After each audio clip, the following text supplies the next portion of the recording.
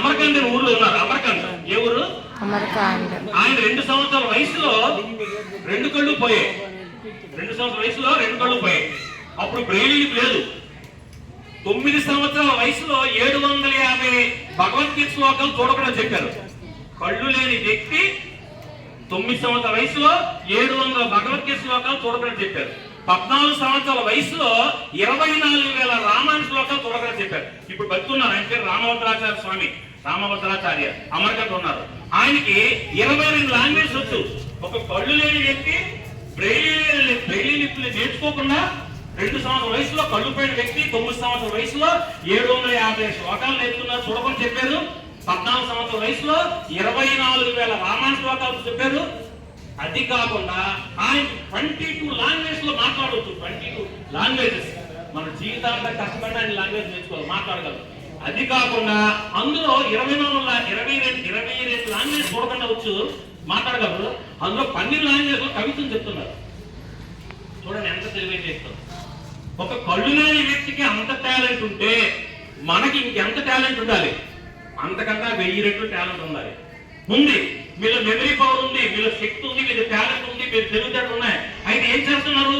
ఒక కొండకి కింద 4-5 క్రమాలు పెట్టాం, నీళ్లు పోస్తున్నాం. ఏమో చెప్పండి, నీళ్ళు నిలబడతాయా?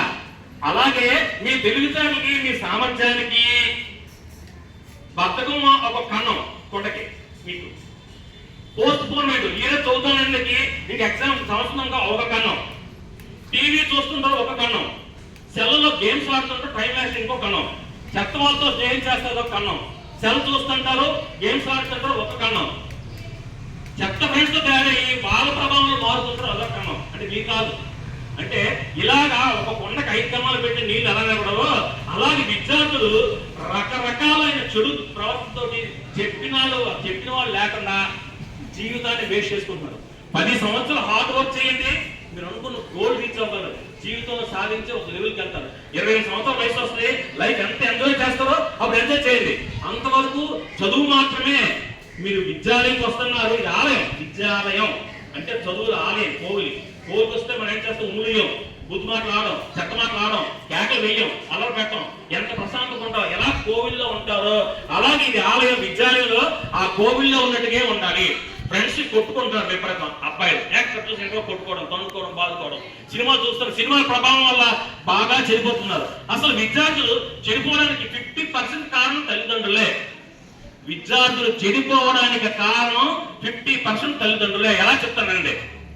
ప్రతి పేరెంట్ తల్లిదండ్రులు 1-2 గంటలు కూర్చోబెట్టి చదివించాలి. ఎవరు చదివిస్తున్నారు? చాలా తక్కువ. ఎక్కడో మంచి వాళ్ళ కాదో చూడాలి. పిల్లలు ఎవరితో స్నేహం చేస్తున్నారు, కొట్టుకుంటారు, చూసుకుని సంతోషిస్తారు. తర్వాత స్కూల్కి వచ్చి మా పిల్లలు ఎలా చదువుతున్నా అడగాలి, ఎన్ని మార్కులు వచ్చింది చూడాలి, ఎటువంటి ఫ్రెండ్స్ తో స్నేహం చేస్తున్నారో చూడాలి, వాళ్ళ మనస్తత్వాలు చూడాలి. ఇవేవి మానేస్తారు. అమ్మా నాన్న టీవీ చదువుతారు, గంటలు. మీ అమ్మా నాన్న కొంత పంట పని చేస్తారు, కొంతమంది స్కూల్ పని చేస్తారు, కొంతమంది వ్యవసాయం చేస్తారు, కొంతమంది ఉద్యోగం చేస్తారు. మీ తల్లిదండ్రులు ఉదయం నుంచి సాయంత్రం అలసిపోయి టీవీ సెల్లో ఉంచుకుంటారు. పిల్లల బాధ్యత చూసుకోరు. ఆ బాధ్యత మీ చేతిలో మీరు తీసుకోవాలి. మీ లైఫ్ మీ చేతిలో ఉంది. మీ అమ్మా నాన్న, నేనున్నాను, మా నాన్నగారు అమ్మగారు చనిపోయారు. ఒక 40 సంవత్సరాలు 50 సంవత్సరాలు మీ అమ్మా నాన్న చనిపోతారు. మీ జీవితం మీ చేతిలో ఉంది కదా, వాళ్ళ చేతిలో లేదు. మీ జీవితాన్ని మీరే బాగు చేసుకోవాలి. మీ చేతిలో శక్తి ఉంది, మీ చేతిలో పవర్ ఉంది. జీవితాన్ని పాడు చేసుకున్నామంటే మరి రాదు. ఈ సైడ్, ఈ రైట్ సైడ్ చెయ్యి మంచి కార్యక్రమాలు, మంచి పనులు వెళ్తారు. ఈ లెఫ్ట్ చెడు కార్యక్రమం, చెడు పనులు చేస్తుంటారు. ఇది మంచి తోవ, ఈ రైట్ సైడ్ మంచి తోవ, ఇది చెడుతో. మంచితో అవకాశం వెళ్తారా, చెడుతో అవకాశం వెళ్తారా? చెప్పండి. మంచితో అవకాశం అనుకున్నప్పుడు ఎలా ఉండాలి? మనస్సును ఎలా ఉంచుకోవాలంటే ఏదైనా సాధించాలి. ఇప్పుడు చెప్పాను, ఒక కళ్ళు లేని వ్యక్తి బ్రెయిలీ లేని టైంలో 22 లాంగ్వేజ్ మాట్లాడి 14 సంవత్సరాల వయసులో 24 శ్లోకాలు చెప్పి 12 భాషల్లో కవితను చెప్తున్నారు. ఇంకా ఉన్నారు రామభద్రాచార్య. అతను అమర్కంట్లో ఒక కొండల్లోని అడవిలో ఉన్న మనుషులకి, కొండలో ఉన్న ఎస్టీలకి అందరికి 2 LKG నుంచి యూనివర్సిటీ వరకు 2 పెట్టారు. 2 యూనివర్సిటీలు పెట్టారు, కాలేజీలు, హై స్కూల్. ఎందుకంటే వాళ్ళ విద్యార్థులు బాగుండాలి, బాగా పైకి రావాలి, వాళ్ళు వెనకబడి ఉన్నారని చెప్పి ఎస్సీకి, ఎస్సీస్కి, ఎస్టీస్కి అందరికీ ఒక కాలేజీ, హై స్కూల్, యూనివర్సిటీ పెట్టారు. ప్రపంచ వ్యాప్తంగా పేరు వచ్చింది. అతనికి ఎంత పేరు వచ్చిందంటే, మన రీసెంట్ గా అమెరికాలో ఒక మీటింగ్ అయింది. ఆ మీటింగ్ లో ప్రపంచంలో ఉన్న తెలివైన వాళ్ళందరినీ తీసుకొచ్చి కూర్చోబెట్టారు. దానికి ఈయన అధ్యక్షుడు తీసుకెళ్లారు అమెరికా. చూడండి ఎంత టాలెంట్ ఉందో. సో మీకు మెమరీ పవర్ ఉంది, టాలెంట్ ఉంది, అవన్నీ చూపించాలి. అయితే విద్యార్థుల్లో ఉన్న వీక్నెస్ అన్ని ఒకటి తీసుకొచ్చారు. 40 సంవత్సరాల కిందట ఎలా ఉంది విద్యా వ్యవస్థ ఉంది, ఇప్పుడు ఎలా ఉంది? మీరందరూ క్లాసులో ఎప్పుడు 1, 2, 3, 4, 5 5th ర్యాంక్ వరకు ర్యాంక్ తెచ్చుకోవాలి. అదర్వైజ్ ఏంటంటే పోటీ తక్కువ పెరుగుతుంది. రేపు 100 ఉద్యోగాలు వస్తాయి. 100 ఉద్యోగాలకి ఒక 50,000 మంది, 1,00,000 మంది వస్తారు. ఎవరైతే తెలివితేటలో వాళ్ళకి ఉద్యోగం వస్తుంది. మొన్న ఢిల్లీలో దాని ఏవియేషన్స్ అంటే ఏవియేషన్ అంటే విమానాలు తిరిగే దాంట్లోని ఏరటంలో అక్కడ 247 ఉద్యోగాలు వస్తున్నాయి. 247 ఉద్యోగాలు జాబ్స్ పేపర్లో పడింది. దానికి ఎంతమంది వచ్చారు? 10 లక్షల మంది వచ్చారు. ఢిల్లీ ట్రాఫిక్ అంతా జామ్ అయిపోయింది. చూసుకోండి. అంటే పోటీ తత్వం పెరుగుతుంది. ఎవరైతే టాప్ 5 లో ఉంటారో వాళ్ళకే లైఫ్, ఎవరైతే వెనకబడి ఉంటారో వాళ్ళకి లైఫ్ ఉండదు. ఈ చదువు అనేది ఉద్యోగం కోసం కాదు, బతకడానికి, తెలివితేటలు. మీరు పెద్ద మీ పిల్లలకి అంటే పిల్లలు పెంచడానికి కష్టం వస్తే తట్టుకునే ధీరత్వం, తెలివితేటలు వస్తాయి. ప్రాబ్లమ్స్ వస్తే సాల్వ్ చేస్తే తెలివితేటలు వస్తాయి. సమాజం నడగలరు, ఏ పని చేయగలరు. చదువు ఉండి జ్ఞానం ఉంటే ఎక్కడికైనా ఏ దేశంలో కానీ ఏదైనా ఎలాగైనా సెటిల్ అయిపోతారు. చూడండి, మీకు ఒక విషయం చెప్తాను, చాలా జాగ్రత్తగా వినే అర్థం కాదు. వింటారా? కాన్సన్ట్రేషన్ పే చేస్తే ఈ వర్డ్ అర్థం కాదు. మీరు రష్యాకి ఉక్రెయిన్కి వార్ అవుతుంది. ఆ వార్ ఆగిపోయింది. రష్యాకి ఏ కంట్రీ? ఉక్రెయిన్. వార్ ఆగిపోయింది. ఏమవుతుంది? అప్పుడు రష్యా వాళ్ళు ఉక్రెయిన్ మీద బాంబులు వేస్తారు. ఇది నా సొంతంగా నేను తయారు చేసిన పాయింట్ చెప్తాను, జాగ్రత్తగా అండి. అయితే ఫర్ ఎగ్జాంపుల్ ఉక్రెయిన్ లో 5 కోట్ల మంది జనాభా ఉన్నారు. 5 కోట్ల మంది. ఈ 5 కోట్ల మందిలోనే పొలాల్లో పనిచేస్తున్న వాళ్ళు, బయట ఉన్న వాళ్ళు, ఊరవత ఉన్న వాళ్ళందరినీ ఒక 3 కోట్ల మంది తీసేద్దాం. ఇంకా 2 కోట్ల మంది ఉన్నారు. ఆ 2 కోట్ల మంది టౌన్స్ లో బాంబులు పడిపోతున్నాయి. ఆ బాంబులు పడిపోతుంటే ఈ 2 కోట్ల మంది ఒక 50 లక్షల మంది ఏం చేశారు? 50 లక్షల మంది ఉక్రెయిన్ చుట్టూ 8 దేశాలు ఉన్నాయి బార్డర్ లో. అంటే ఫర్ ఎగ్జాంపుల్ భారతదేశం ఉంటే భారతదేశం బార్డర్ లో పాకిస్తాన్, బంగ్లాదేశ్, మయన్మార్, నేపాల్ ఎలా దేశాలు చుట్టుపక్కల బార్డర్ లో ఉన్నాయో అలాగే ఉక్రెయిన్ చుట్టూ బార్డర్ 5-6 దేశాలు ఉన్నాయి. వీళ్ళు ఏం చేస్తున్నారు? ఆ దేశాలకు వెళ్ళిపోయి బార్డర్కి వెళ్ళి అక్కడ ఉద్యోగాలు చేసి బతుకుతున్నారు. ఎవరు హ్యాపీగా ఉన్నారు? డాక్టర్స్, ఇంజనీర్స్, ఒక రైల్వే నడిపినాడు, విమానం నడిపేవాడు, పెద్ద పెద్ద ప్రొఫెసర్స్, కాంట్రాక్టర్లు, ఎంత తెలివితేటలు ఉండి ఎలక్ట్రానిక్ లో సబ్జెక్ట్ ఉన్నవాళ్ళు, కంప్యూటర్ లో సబ్జెక్ట్ ఉన్నవాళ్ళు, టాలెంట్ ఉండి, మంచి శక్తి ఉండి, కన్స్ట్రక్షన్ తెలియని వాళ్ళు, వాళ్ళందరూ హ్యాపీగా ఉన్నారు. ఎవరైతే చదువు లేదో, ఎవరైతే సామర్థ్యం లేదో అటువంటి వాళ్ళు ఏం చేస్తున్నారు? లేబర్ పని చేసుకుంటున్నారు. 3 రోజులు వర్క్ ఉంది, 3 రోజులు వర్క్ ఉండదు. వర్క్ ఉన్నప్పుడే డబ్బులు ఇస్తున్నారు. ఆ వర్క్ ఇచ్చిన డబ్బులతో ఆహారం తీసుకుంటున్నారు. 3 రోజులు భోజనం చేసేస్తున్నారు. 3 రోజులు భోజనం లేదు. చూడండి, 3 రోజులు భోజనం చేస్తున్నారు, వారంగా 4 రోజులు భోజనం చేస్తున్నారు, 3 రోజులు భోజనం. అంటే అక్కడ ఎవరు హ్యాపీగా ఉన్నారు చెప్పండి? ఆ బాటలో చదువుకున్న వాళ్ళు, టాలెంట్ ఉన్న వాళ్ళు. మీరు చదువుకోండి, టాలెంట్ ఉంది, ఆ టాలెంట్ వాళ్ళు బతికేస్తారు. ఏమి లేదు, ఒక అమ్మాయి మన బొంబేలోనే చాలా తెలివైన, ఇంటెలిజెంట్, బ్లౌజ్ కుట్టింది, జాకెట్ అద్భుతం కుట్టింది. ఆ జాకెట్ కుట్టడానికి 10 లక్షలు చార్జ్ చేసింది. ఎంత?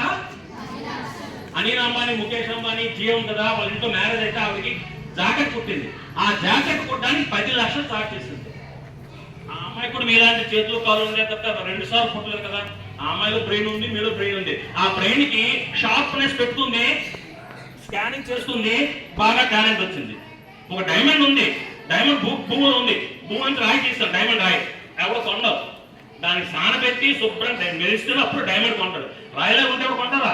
కొండరు. సో అలాగా మీ బ్రెయిన్స్ మీ డైమండ్స్ లాంటి వాళ్ళు. మీ బ్రెయిన్ మీరు భూమి లోపల ఉన్న డైమండ్స్ లాగా. భూమి కింద ఉన్న భూగర్భంలో బొగ్గు తీస్తారు, గొర్రెలోంచి బొగ్గు ఐరన్ చేస్తే ఎలా ఉంటాయి తెలీదు. ఆ బొగ్గు ఏం చేస్తారు? బ్లాస్ట్ పని చేసిన తర్వాత ఐరన్ వస్తుంది, ఐరన్ ఓ తీసుకొస్తే. అలాగే మీ డైమండ్స్, ఈ డైమండ్ ని సానబట్టే మెరిసి డబ్బు వస్తుంది, అంటే వాల్యూ వస్తుంది. అలాగే మీ వాల్యూ తెచ్చుకోవాలంటే మీ బ్రెయిన్స్ మీరు సానపట్టుకోవాలి. ఎన్ని విషయాలకు వెళ్ళండి, ఎన్ని రకాలకు వెళ్ళండి, ఎన్ని రంగాలకు వెళ్ళండి, ఆడవాళ్ళు ఇప్పుడు ఫార్వర్డ్ ఉన్నారు, మగవాళ్ళు ఇప్పుడు ఫార్వర్డ్ ఉన్నారు. టెక్నాలజీ మారిపోతుంది. ఇప్పుడు ఈ రోజు ఆర్టిఫిషియల్ ఇంటెలిజెన్స్ టెక్నాలజీ వచ్చింది, ఆర్టిఫిషియల్ ఇంటెలిజెన్స్ అని. ఆ టెక్నాలజీ ఇప్పుడున్న గూగుల్ కంటే, మైక్రోసాఫ్ట్ కంటే మంచి లేటెస్ట్ టెక్నాలజీ చెక్ చేయాలి. అటువంటి టెక్నాలజీకి మొన్న చైనా వాళ్ళు ఇంకో టెక్నాలజీ వచ్చింది. ఆ టెక్నాలజీ రావడం వల్ల అమెరికాలో 51 లక్షల కోట్ల డబ్బులు రేపు వాల్యూ పడిపోయింది. ఎంత? 51 లక్షల కోట్లు. 1 కోటి, 100 కోట్లు, 1000 కోట్లు, 50,000 కోట్లు, 1,00,000 కోట్లు, 10 లక్షల కోట్లు, అలా 51 లక్షల కోట్లు వాల్యూ పెట్టింది. తండ మారిపోతుంది, ప్రపంచం మారిపోతుంది. ఎప్పుడు ఎలా ఉంటుందో తెలియదు. ఒకవేళ బాంబులు పడ్డాయి, యుద్ధం వచ్చింది అనుకోండి, యుద్ధం వస్తే ఎప్పుడు ఫర్ ఎగ్జాంపుల్ ఏం చేస్తారు, యుద్ధం అనేది మొత్తం దేశం అంతా వేసారు. ఎక్కడైతే పెద్ద ప్రాజెక్ట్ ఉంటాయో డ్యామ్ల మీద బాంబులు పడేస్తున్నారు. ఎక్కడైతే కరెంట్ తయారవుతుందో అక్కడ కరెంట్ పడేస్తున్నారు. ఎక్కడైతే విమానాశ్రయం ఉందో అక్కడ పడేస్తున్నారు. ఎక్కడ రైల్వే స్టేషన్ ఉందో అక్కడ బాంబులు పడేస్తున్నారు. మన ట్రాన్స్పోర్ట్ ఆగిపోతే ఏముండదు. అటువంటి పరిస్థితి ఏం చేయలేదు. అంతేందుకు మీకు చిన్న ఎగ్జాంపుల్ చెప్తాను చూడండి. మీ అందరికి తెలిసిన ఎగ్జాంపుల్ చెప్తాను. కరోనా ఉంది. కరోనా వచ్చిందా? ఆ కరోనా వచ్చింది 2 సంవత్సరాలు ఉంది. అందరం బాగుపడ్డామా? చాలా సఫర్ అయ్యాం. మన భారతదేశం తగిన ఫుడ్ ఉంది కాబట్టి కొంత బతికాం.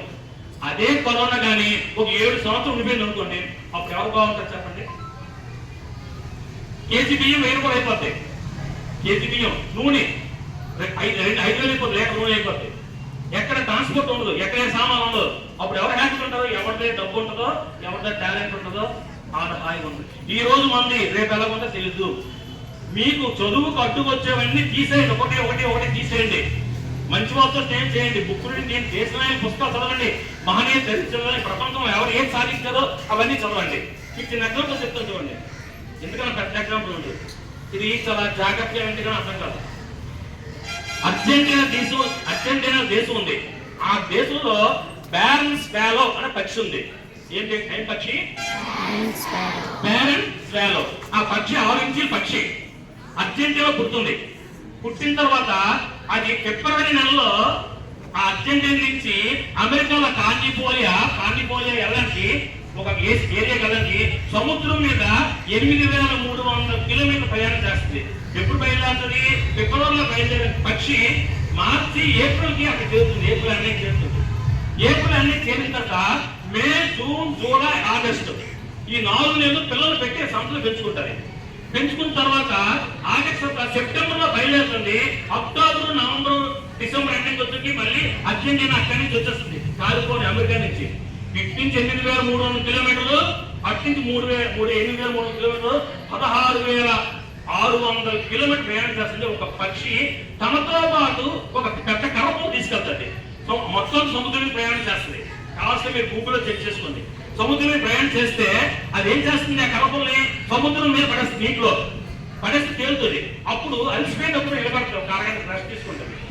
ఆహారం కావాల్సినప్పుడు ఆ కర్రపుల్ల సముద్రం పడేస్తుంది. కర్రతో పెద్ద కర్ర తేలుతుంది. దాని మీద నిలబడి చిన్న చేపలు తిని ఆహారం తిని వెళ్ళొస్తుంది. ఒక పక్షి రూట్ మ్యాప్ లేకుండా 8,300 కిలోమీటర్లు రూట్ మ్యాప్ లేకుండా సముద్రం మీద ప్రయాణం చేసి అర్జెంటీనా దేశం నుంచి అమెరికా వెళ్ళి అమెరికా నుంచి సంతతి పెంచుకొని అక్కడి నుంచి 8,300 కిలోమీటర్లు వచ్చింది. సంతతి పెంచుకొని వచ్చిందంటే చూసుకోండి ఎంత ఆ పక్షి టాలెంట్ ఉంది. ఒక పక్షికే అంత టాలెంట్ ఉంటే మీకు ఎంత టాలెంట్ ఉండాలి?